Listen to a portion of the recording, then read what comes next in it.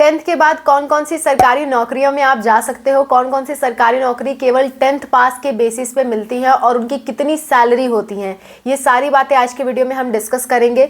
15 plus यानी कि 15 plus सरकारी नौकरियों के बारे में डिस्कस करेंगे जो कि सिर्फ और सिर्फ 10th पास के बेसिस पे मिलती हैं। आपने सिर्फ 10th पास किया है तो भी आप इन सरकारी नौकरी के लिए अप्लाई कर सकते हो, या आप 10th में हो और आपका एग्जाम होने को है तब भी आप इसके लिए अप्लाई कर सकते हो। जैसे 2025 में आपका 10th पास हो रहा है तो 2025 की सरकारी नौकरियों पे आप अप्लाई कर सकते हो। सो कौन कौन सी वो सरकारी नौकरियां हैं और उनकी कितनी सैलरी है, ये सारी बातें हम डिस्कस करेंगे। Let's go. Hello everyone, welcome to spark up classes. This is Suman Yadav.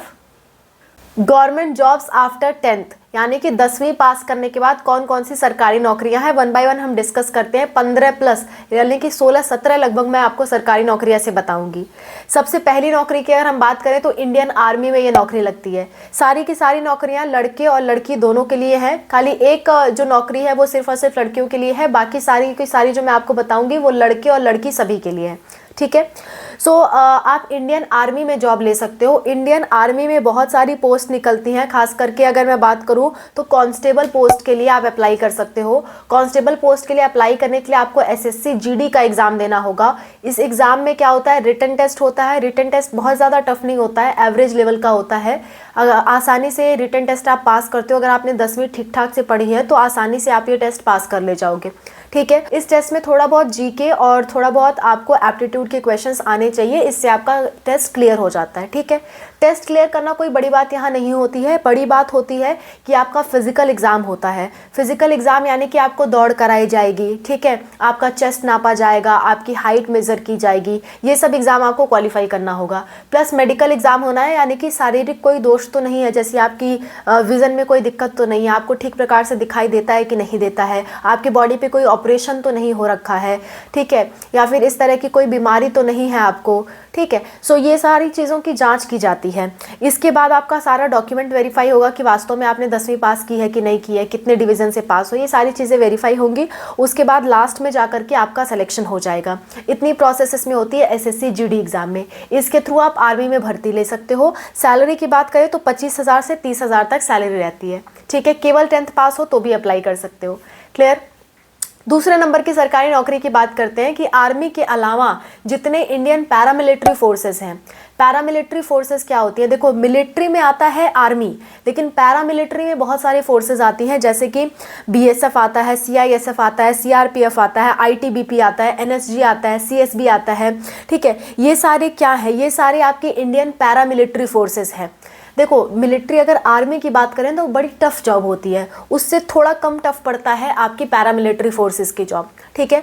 और इन दोनों ही जॉब में आपको एडिशनल बेनिफिट बहुत मिलते हैं, जैसे स्वास्थ्य की सेवा आपको फ्री मिलती है, मैक्सिमम स्वास्थ्य की सेवा आपको फ्री मिलेगी।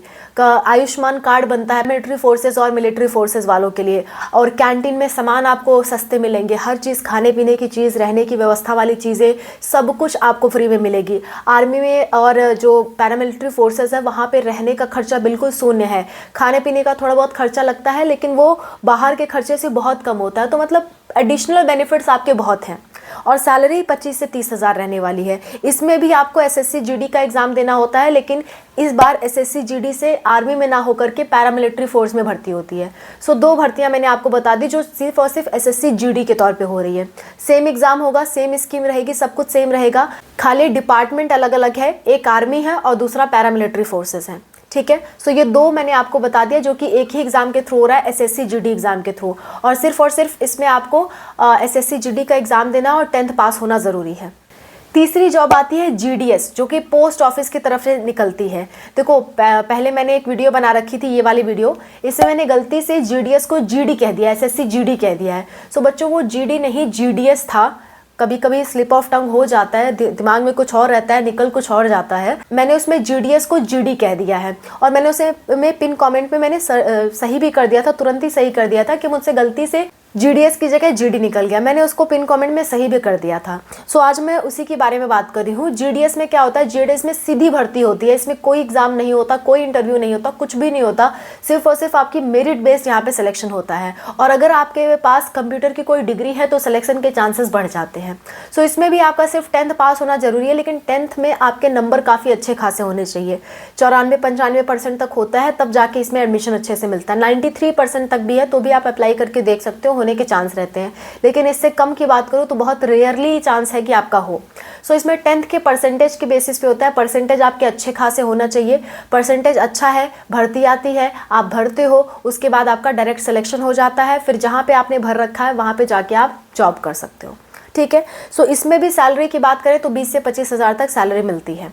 ठीक है। इसमें कोई एग्जाम नहीं है, कुछ भी नहीं है, खाली 10th के मेरिट के बेस पे एडमिशन हो रहा है। और पोस्ट ऑफिस में आपको जॉब मिलती है, खाली बैठ के आराम से आपको काम करना होता है, कहीं नहीं जाना होता, पोस्ट ऑफिस में बैठ के आराम से काम करना है। ठीक है। अच्छा, चौथे की बात कर लेते हैं। चौथा है SSC MTS यानी कि मल्टीटास्किंग स्टाफ। इसमें आपको क्या करना होता है, इसमें आपको डिफरेंट तरह के वर्क देखने को पड़ सकते हैं। जब जैसी ज़रूरत हो वैसा आपको काम दिया जाएगा। इसमें क्या है, डेस्क जॉब ही रहती है, ऐसा नहीं है कि मिलिट्री और पैरामिलिट्री जैसे मतलब आपको दूर कहीं भेजा जाएगा, क्योंकि खासकर जो लड़कियां होती हैं या कुछ ऐसे लड़के होते हैं जो कि नहीं अपने घर से बहुत दूर जाना चाहते, मिलिट्री में नहीं जाना चाहते, सो आप SSC के थ्रू मल्टीटास्किंग स्टाफ में काम कर सकते हो। ये डेस्क जॉब होती है, आपको बहुत ज़्यादा काम नहीं करवाया जाता इसमें।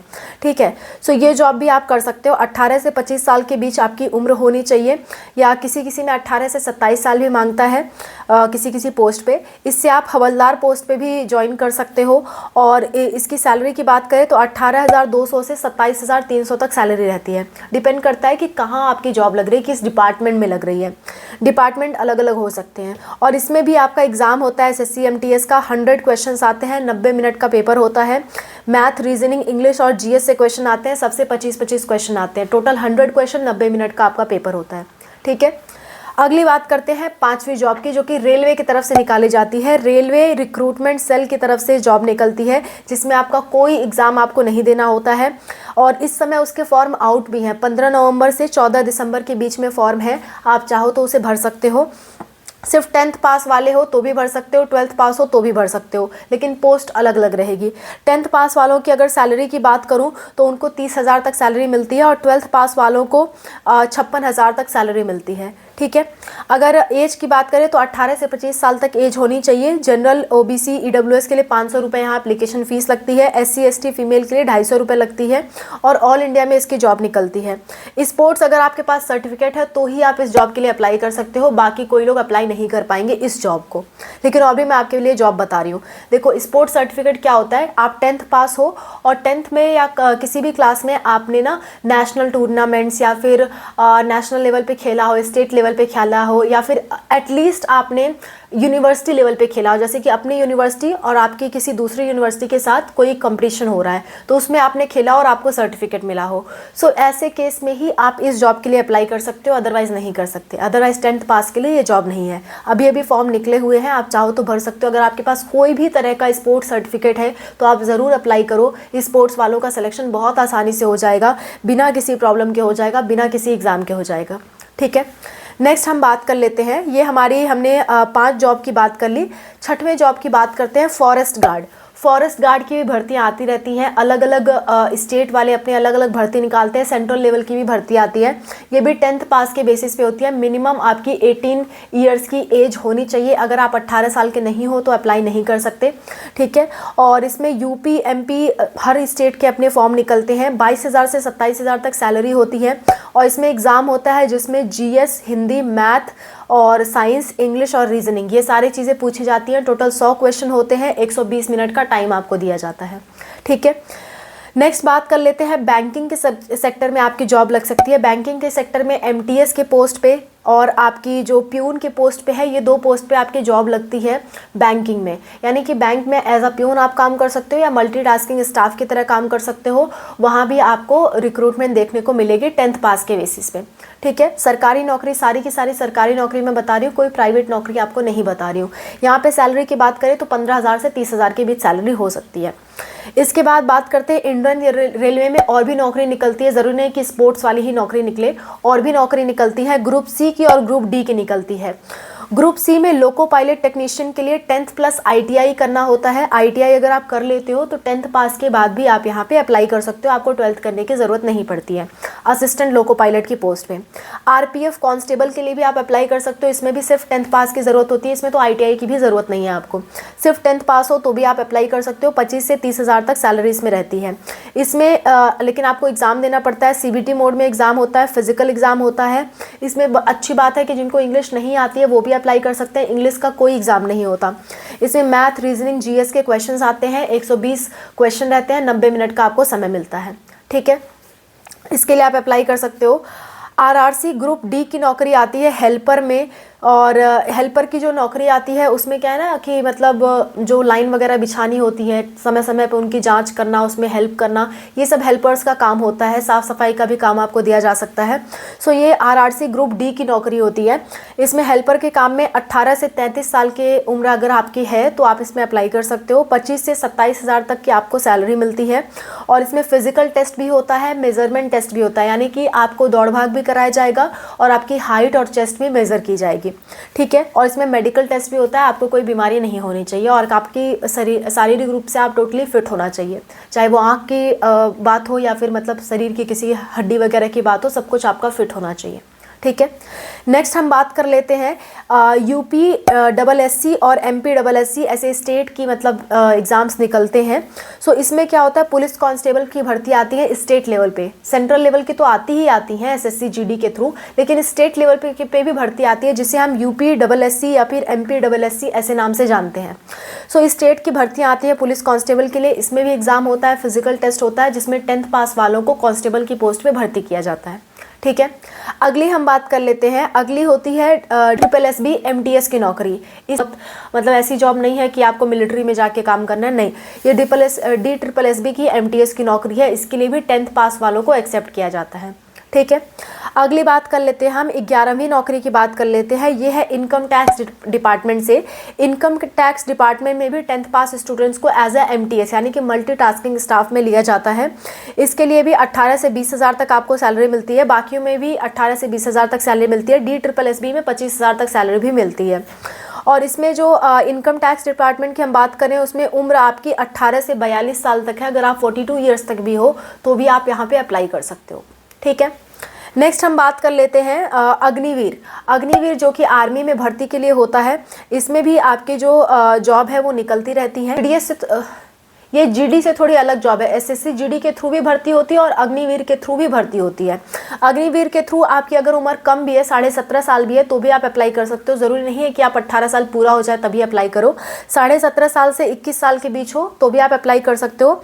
इसमें 30 से 40 तक सैलरी होती है और सैलरी साल दर साल बढ़ती जाती है। शुरुआती सैलरी आपकी 30 हज़ार होगी, फिर 1-2 साल बाद आपकी 32-34 हज़ार होती है, फिर ऐसे ऐसे करके आपकी सैलरी बढ़ती जाती है, साल दर साल बढ़ती है इसमें सैलरी। सो अग्निवीर के थ्रू अगर आप आर्मी जब में जा रहे हो तो बेटर पड़ता है as compare to SSC GD। और SSC GD थोड़ा टफ भी पड़ेगा, लेकिन अग्निवीर में आपका फिजिकल टेस्ट और आपका जो मेजरमेंट है ये सब थोड़ा टफ होता है। ठीक है, आपका मेडिकल, अगर फिटनेस पे आप ज़्यादा ध्यान देते हो, मेडिकल चीज़ों पे आप ज़्यादा ध्यान देते हो तो अग्निवीर आपके लिए बेटर रहेगा as compare to SSC GD। SSC GD में रिटन एग्ज़ाम थोड़ा ज़्यादा टफ पड़ता है अग्निवीर की तुलना में। सो अग्निवीर में फिजिकल फिटनेस, मेजरमेंट टेस्ट और मेडिकल एग्जाम पे ज़्यादा ध्यान दिया जाता है।